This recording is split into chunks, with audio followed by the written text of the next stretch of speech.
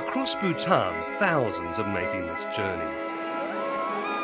They're heading to the high alpine pastures, where, if luck's with you, you can strike it rich.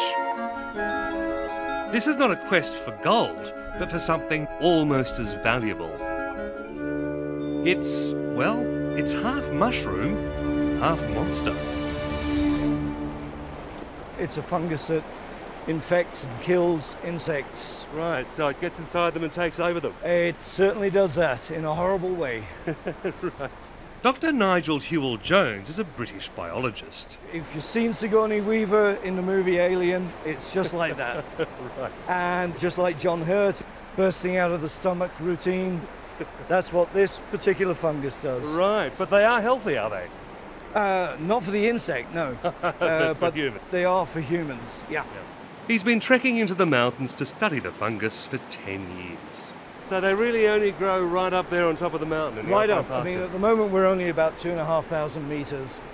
But when we get up to my research site, we'll be past 5,000 metres. Oh, looking forward to it. Really? Yeah.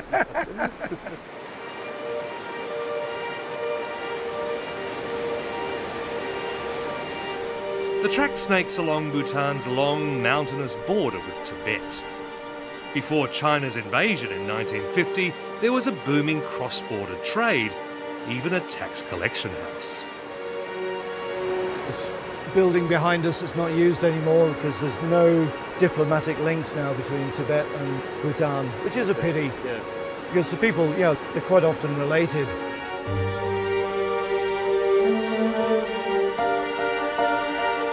But soaring world demand for traditional medicine has created a huge illegal trade. Until recently, Bhutanese weren't allowed to collect this abominable mushroom, but local prices of up to $8,000 a kilogram have seen people swarming up from both sides of the border.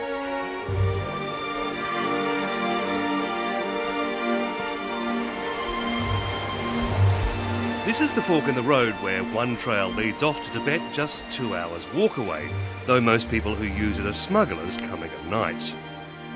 There's no actual border post, but always the chance of unfriendly Chinese soldiers. What we do know about the Tibetan side is that the scramble for the fungus has been even more intense. 2 towns even had a pitched gun battle that left 8 dead. And there are fears the resource could be wiped out. That's something Bhutan is hoping to avoid. Bhutan prides itself on being a place of peace and harmony and strict regulations. Fighting is mostly left to the wildlife. Maintaining their country's rich biodiversity, from marmots to mushrooms, is one of their biggest priorities. So in 2002, the government decided to look at ways to control the trade. As one of the world's foremost experts on the fungus, Dr. Hewell-Jones was asked how to manage it sustainably. That's what we're all trying to do, is put all of this knowledge together and then find a way of providing advice to the locals on how they can sustainably collect it and not over-collect and not lose this little source of income for the people in the mountains. He advised the government to give collecting permits to the local nomads. That way they'd have a stake in protecting the resource as well as making money. The track has once again turned into a busy highway, with pony trains bringing food and other supplies to fungus collectors in the mountains. We've been warned it's a tough journey and our path could be blocked by snow, none of which fazes our companion. In rain, snow or mud, he always treks in sandals. It's certainly an unusual pursuit. To be honest, I feel very fortunate of what's happened. I've been able to come here for the last 10 years or so, working with the government, the Ministry of Agriculture and the Renewable Natural Resources on this, really fantastically interesting project. So, no, I feel privileged. The idea is not just to protect the fungus, but to make sure the benefits can be spread far and wide. Bhutan has long regarded natural medicine as a national treasure. They're a long way from the doctors, aren't they? They are a long way from the doctors, yeah. And this is what people have relied upon in the past, is traditional medicines throughout the whole of Bhutan, but especially up here in the mountains. Bhutan has even been called the land of southern medicines by the Tibetans because they can get all of the kind of plants that they can't get in Tibet.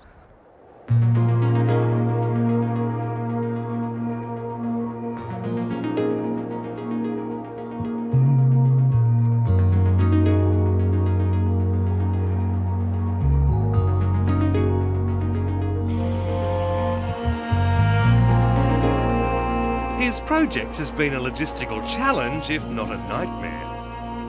There are no roads here, just the tracks made by traders and nomads over centuries.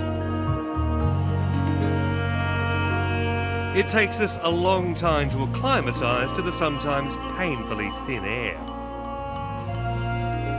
The nomads have no such problems, they make the journey each spring. As the snow melts, they move to the high pastures to fatten their yaks after the long winter. Over time, they found that some pastures made the yaks recover faster. You know, these people are incredibly good naturalists. You know, they're not scientists, they're not taxonomists, but they'd go and have a look. What is different about this area than that area? And it seems that they started noticing these little brown twigs growing up out of the ground, and the yaks were feeding on these. And of course then the yak herders, you know, empirical science I guess, you know, started taking it themselves and found that they had better energy up in the mountains for walking and so forth. So that is how people traditionally believe that they got to know about this. I've got somebody coming down from the hills, so... As we're heading up, some are already heading down with the first trophies of the season. So yeah, this gentleman, he has a Cordicepс in his backpack. This trader is proud to show us his collection, kept, strangely enough, in an Anzac biscuits tin. Oh my goodness, that is a good haul. So this is what all the fuss is about. The scientific name is Cordyceps sinensis. They look rather like mummified worms. But they're sure to fetch a high price at the town auctions. That's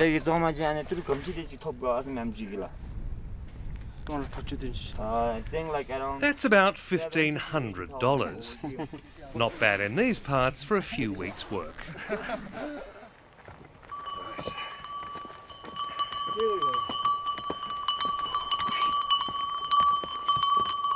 The toughest part of our climb is still to come.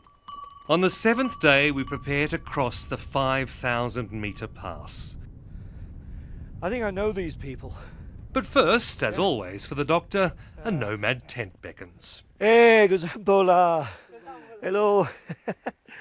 Nice to see you. Don't be shy. And what I've found, wherever we're walking in the mountains, you come across a tent like this, you can always come in, get some nice hospitality, get a nice hot cup of suja, yeah? Yes. And then be on your way again. But the news from this family is not what he wants to hear. What's the weather like at the moment? I mean, The last time they crossed the pass, the other side was blocked by heavy snow.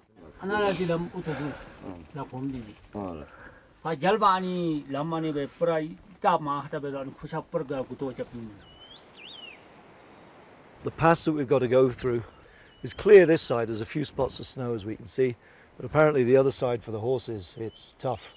Yeah. And with heavy loads on, you know, they can't find their footing easily with the snow and with the ice. I think what we have to do is just go up there, see what the conditions are like. We've come a long way, Nigel. I know we've come a long way. If the worst comes to the worst, we load everything up on yaks. Okay. So, Nigel, how high are we now? There's no choice but to try our luck. Can't help noticing you're still in your sandals. The only other way over is 2 days walk away. I always rejoice when I see prayer flags because you know you're nearly there. I can see them now. You can see them. Oh, prayer flags, I love you. 5,000 metres. No more.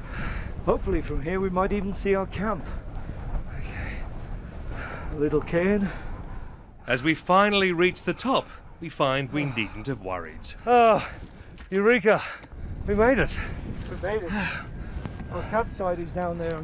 So that looks all right. I don't see any snow. I'm rejoicing. All right. When the ponies catch up with us, we'll come down here, down into the bottom of the valley, and then I'm sorry to say, Eric, there is a bit of a climb back up. Might be time to put your socks on, Nigel. It would have been a bit of a tough thing if I'd had to go through the snow. And I've done it once before. Well, thank goodness it's not there. Yeah. It takes another 2 hours to reach the camp, scrambling down a 1,000-foot slope of loose scree. A small tent town has sprung up on the pasture, housing rangers, researchers and cordyceps collectors. But it's late and cold. Tomorrow we'll join the hunt.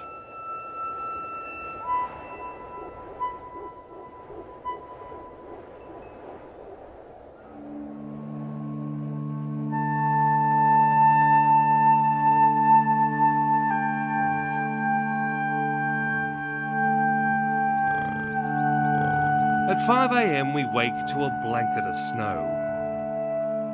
It's the middle of summer, but the mornings are still freezing.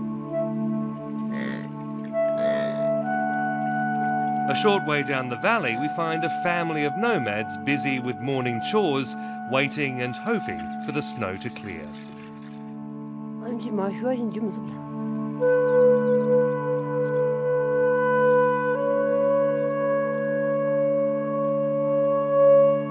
Rinchen Giem and her sister have left their children in a village lower down. The collecting permits are only valid for June, giving them just 4 short weeks to make enough to last the year.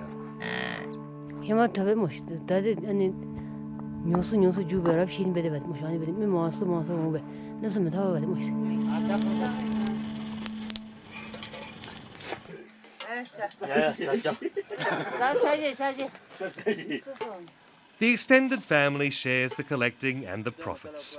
Conditions are tough.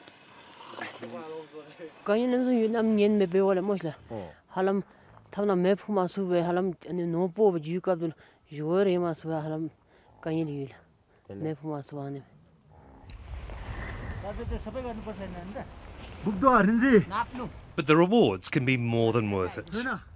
When the snow retreats, they start the painstaking daily search. It's not long before they find a tiny telltale twig poking up from the soil. Wow.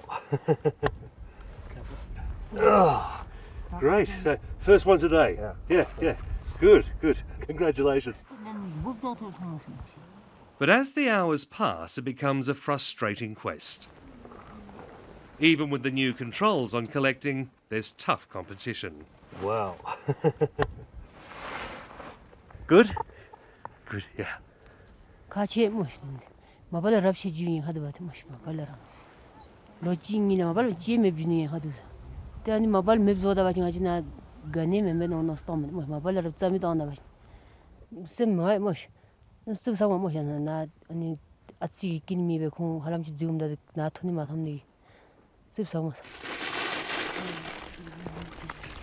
Permits are only given to local nomads like Rinchen. City folk aren't allowed. Kinley Tenzing is one of a small band of mountain rangers monitoring the huge alpine expanse. It is a gold rush, I think. They are making lots of money with this cordyceps. When the cordyceps collection is not legalized, they are with no money. Now they are very rich. They are buying lots of yaks, horses. He's confident the regulations are working. In previous years, hundreds of Tibetans would come to poach. This season, he says he hasn't seen a single one. That's good news for Rinchen.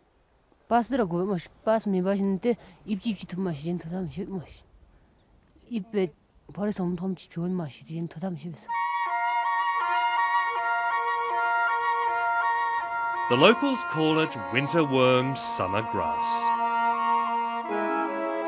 The mature fungus scatters out spores that infect the larvae of brown moths.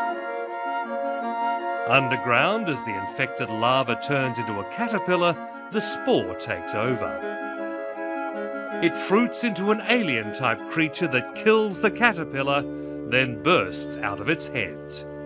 Eventually, this new cordyceps pokes out of the ground like a tiny twig. That's the little brown shoot amongst many little brown shoots that everyone is looking for up in these hills, Eric. Yeah. Very hard to find. Extremely hard to find. You see how soft the vegetation is here? I'm sorry, little plant, you're being sacrificed. Okay, can you see the larva there? At the moment, this one is immature. It's not producing spores at the moment. This is still early June, but by July, it will be about the height of where the penknife is now. Right. But this is really a very good specimen. So you don't want them all taken before they get to that mature stage? No, you don't. As you've seen, these are incredibly hard to find. So it's almost impossible for the collectors to collect everything. A certain percentage will get missed, and the research that the R&R is doing is to try and find how much we can allow people to collect that will still allow enough of these to reach maturity and shoot the spores, which will complete that cycle. And that's one of the things we've been trying to get across to the collectors. If you collect everything today, you're going to be rich today, but your children, your grandchildren are going to be poor tomorrow. It's the job of the government researchers to monitor cordyceps numbers. They do that by marking off small research plots and comparing them year to year. They rely on the nomads to leave these plots alone. But when they are not around here... This windswept mountaintop is home for 2 months of the year. So how's things going?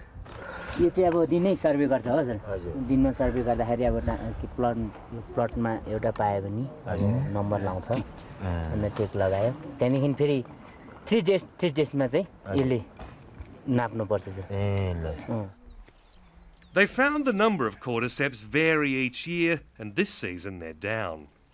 What they don't know yet is whether that's due to over-harvesting. This can't be a 3-year project. You know, it has to be 10, 15, 20 years, so that we can see that whole cycle over many seasons, many cycles, and determine whether it's due to nature, whether it's due to the fungus and the moth together, or whether it is due to over-collecting by the people. And one thing I like is that Bhutan is the only country in the Himalayas that's doing this kind of work. Yeah, Bhutan is #1. Back at Rinchen's campsite, they carefully clean their meagre takings. It's been a disappointing day. But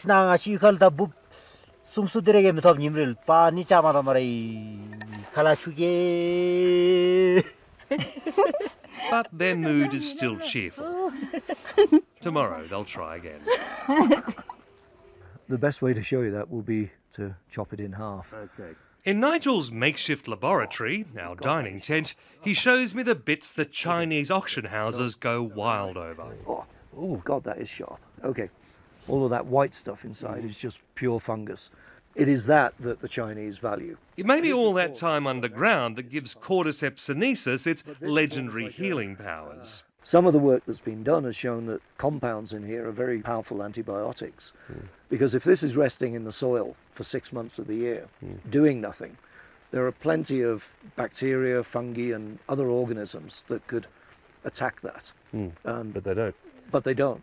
Because then, yeah, from an evolutionary point of view, the fungus has developed all kinds of compounds that are able to fight off any potential competition. Right, so the fungi has compounds that protect it from other nasties when it's underground. Yeah. And it may be that those same compounds can protect humans from similar nasties. Yeah, in a similar but different way. The scientific work that's been done is to try and see if there is really any basis for 1,000+ years of herbal traditional medicines and so forth. Yes, it's... But he's sceptical of one supposed benefit that's given it the nickname Himalayan Viagra. So is there any particular reason why it would have the same effect as Viagra? I've no idea. I think it's just one of these things that, you know, maybe from a marketing perspective, they latched onto, because again, it's only in the last 10 or 15 years that this has become popular, certainly in Western herbal medicine. It's more expensive than Viagra. A lot more expensive. I think it would be cheaper for somebody that needed something like that to take Viagra than this. Mountain nomads like Rinchen will always keep some as personal medicine. They're convinced it's a tonic for the heart and lungs and gives them more energy. But so far there's not much scientific proof, just a lot of people looking for it. To find out how cordyceps can benefit the rest of us, we have to head back to the capital, Thimphu. The good news is it's almost all downhill, so it's only going to take us 4 days to walk there.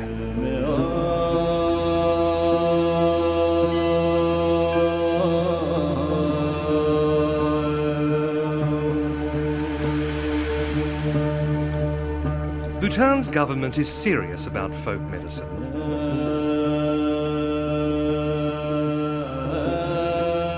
It cherishes tradition from dress to architecture while embracing new technology. You can see that in practice at the Institute of Traditional Medicine Services. Every day, doctors prescribe free natural remedies for their patients' ailments. Many of the flowers, roots and herbs are dried and prepared on site. The ancient recipes are kept in scrolls in the Institute library. But this is not just a throwback to the past. The philosophy here is to combine old Himalayan wisdom with Western breakthroughs. Yeah, this is the place where we make the pills. We also make different other formulations. The head of the research unit, Kinga Jampel, has a pharmacy degree from Bologna and an MBA from Adelaide. All we are doing is just to facilitate and improve the administration of the medicines. We are not at all disturbing the ancient system of medicine. Right, so you're just using modern technology to make traditional medicine? Yeah, this is just exactly so. All of our formulations are multi-ingredients. There are some as many as 35 ingredients. It's a very complex process. There is a synergy between all these molecules, barks, roots, leaves, flowers, all kinds, including minerals, rock salts, all go into our medicines. At present, they're just keeping up with local demand. But the market's certainly there to go international, especially with cordyceps. It's become very fashionable over the last 15, 20 years in Western alternative medicine. And that's what's driving the market to a certain extent. If people are paying $80,000 US for a kilo, which I saw in Hong Kong, they must feel it's doing something or they wouldn't be spending that money. The internet has hundreds of sites praising this bizarre Himalayan fungus. Despite the lack of scientific proof, millions see it as a wonder drug. People have been coming to us saying that they feel lethargic, they're feeling strong. I have come across ladies who have said that their skin is becoming softer, and then even people who have come and said that their hair growth intensifies, the more growth of hair. And also it has got certainly some aphrodisiac properties as well. So it has got a multiple of benefits. But the benefits are now being put to the test. Dr. Hewell Jones has set up a private company to look for active ingredients in herbal medicine that could be sold to pharmaceutical companies. He says it's still too soon to be sure about cordyceps. Certainly the research is being done now to see, are there anti-cancer properties? Are there properties that help the lungs, help the heart, and so on? There's a lot of results coming out, but all of this work takes many, many years to go through to clinical trials and that kind of thing, and at the moment it's still in the early days of that sort of research. And no country in the world is more suited to the task than Bhutan. It may be a small kingdom, but it stretches from subtropical to high alpine and still has 2/3 of its native forest cover. The biodiversity is big. So many habitats in such a small country. And the potential for drug discovery, I think, is huge.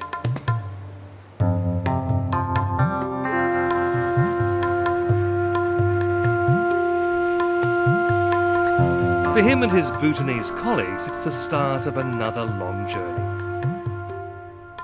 Their dream is that Bhutan's traditions may help the world. It's a nice one. I think there's a lot more to be discovered. That's a nice fresh specimen. There's no reason why in the future a small country like Bhutan cannot be like Singapore or Switzerland with high-tech pharmaceutical industry. but with the advantage over those two countries that it's got all of that biodiversity on its doorstep to look at. And who knows what Bhutan could be giving to mankind in the future.